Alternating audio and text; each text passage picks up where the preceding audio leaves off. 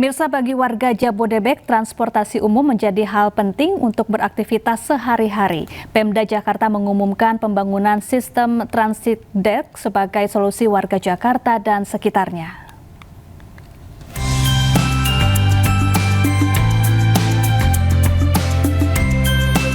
Duku Atas menjadi simpul transit tersibuk di ibu kota Jakarta.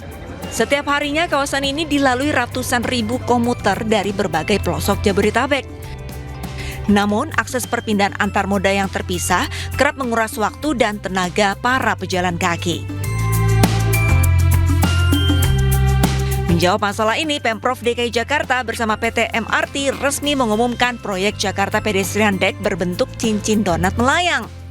Dirancang berdiameter 118 meter dan konstruksi fisik ditargetkan akan dimulai pada November 2026 mendatang. Dengan mengucap Bismillahirrahmanirrahim, pencanangan pedestrian deck Duku Atas secara resmi saya nyatakan dimulai. Semoga pembangunan ini akan membuat Jakarta menjadi semakin baik transportasinya, dan sebagai informasi, Jakarta sekarang ini menjadi kota nomor 2 transportasi publik terbaik di ASEAN setelah Singapura, nomor 8 di Asia, nomor 17 di dunia. Berbagai persiapan untuk menjangkau 4 kuadran yang terpisah pun dilakukan. Kendala pembangunan dan skenario mengefisienkan waktu pejalan kaki diperhitungkan dengan seksama oleh pihak MRT.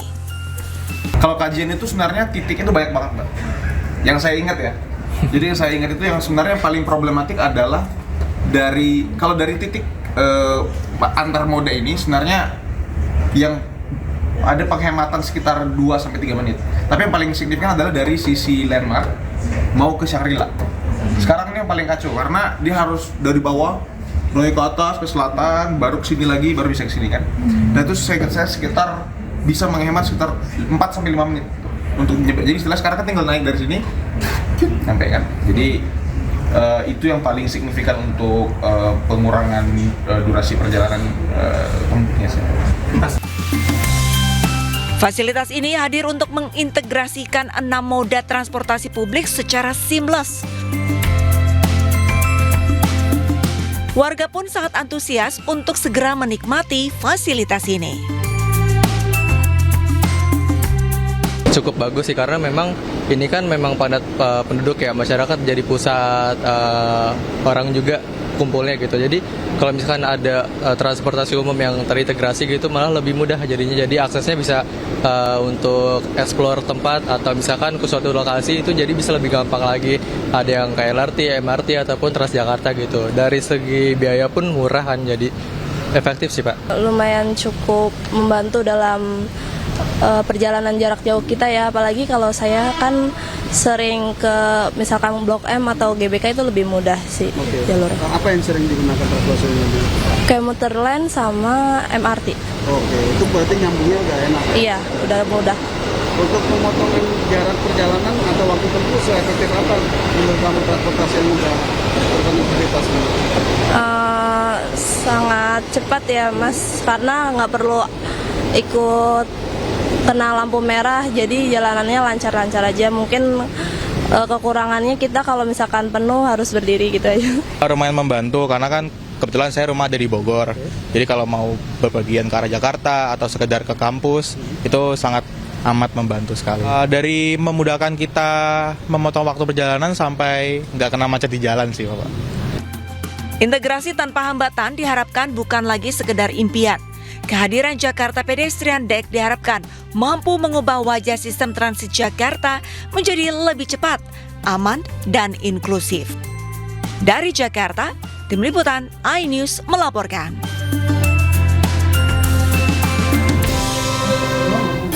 Pameran otomotif terbesar di Indonesia kembali hadir di ISBSD City. Mobil terbang menjadi salah satu kendaraan masa depan yang berhasil menarik perhatian pengunjung. Dan berikut laporan Hadisti Arifah dari Tangerang, Banten.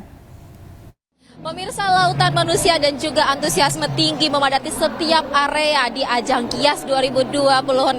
Nah, dari ratusan kendaraan yang dipamerkan, area mobil konsep ini masih menjadi magnet utama atau daya tarik bagi pengunjung yang hadir di ajang otomotif terbesar se-Asia Tenggara. Nah, ratusan kendaraan yang merupakan produksi dari berbagai merek ini memamerkan kendaraan mobilitas masa depan yang memiliki teknologi dan juga fitur yang semakin berkembang serta juga menjawab kebutuhan mobilitas masyarakat Indonesia di masa mendatang. Nah, seperti ini merupakan salah satu kendaraan terbang atau mobil terbang yang memang dirancang untuk dapat menempuh mobilitas udara jarak pendek dengan perkembangan teknologi yang semakin baik dan juga semakin berkembang. Nah, kalau kita lihat desainnya, ini sangat menarik karena kendaraan ini didesain secara minimalis sehingga tentunya memberikan kenyamanan bagi penggunanya di masa mendatang. Nah, saya mau coba menaiki langsung kendaraan ini, seperti apa rasanya. Oke, nah kalau kita lihat memang ini didesain secara modern, baik itu dari segi teknologinya, fiturnya, serta juga fasilitas. Nah, di sini memang dirancang secara minimalis sehingga memberikan kenyamanan nih bagi pengguna kendaraan ini di masa mendatang. Nah, kalau teknologinya ini juga sudah dikembangkan sebaik mungkin. Di sini dilengkapi oleh 4 baling-baling yang tentu ini menjadi salah satu keunggulan dari kendaraan ini karena dapat menjaga kestabilan dari laju kendaraan. Nah, kemudian juga kendaraan ini memiliki sistem hybrid, yakni menggabungkan bahan bakar bensin dan juga listrik. Nah, ini tentu menjadi salah satu daya tarik utama dari kendaraan ini karena dapat menjawab kebutuhan mobilitas masyarakat Indonesia di masa mendatang. Apalagi karena ini mobil terbang, sehingga cocok sekali ini untuk dapat menghindari kemacetan kota pada masa mendatang nanti. Dari Tangerang, Banten, saya Hadisti Arifah dan Zulkarnain, iNews melaporkan.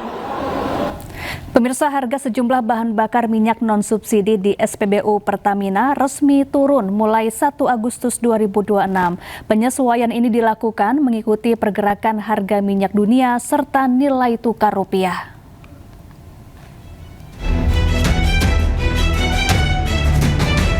Mengawali bulan Agustus, kabar baik datang bagi pengguna bahan bakar non-subsidi. PT Pertamina Niaga resmi menurunkan harga sejumlah jenis BBM.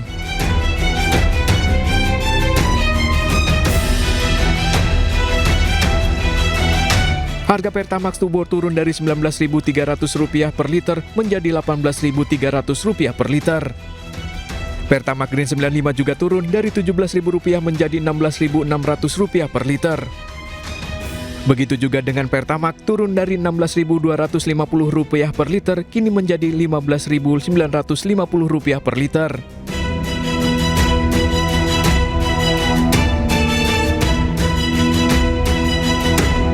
Sementara untuk harga Pertamina Dex dan Dex Lite tidak mengalami perubahan.